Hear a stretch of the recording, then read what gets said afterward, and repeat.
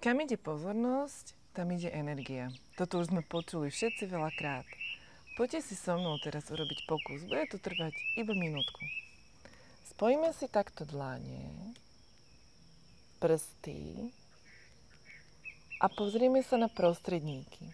Jeden prostredník bude určite dlhší než ten prvý.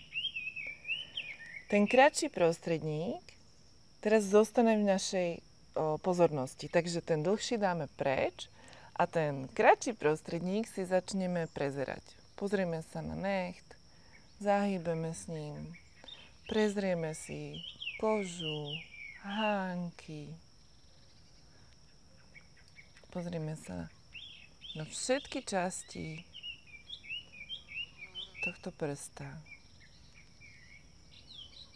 Dokonale si ho poprezeráme. Tak, a teraz znovu spojíme si dlane, prsty a pozrieme sa na ten prostredník, ktorý bol menší.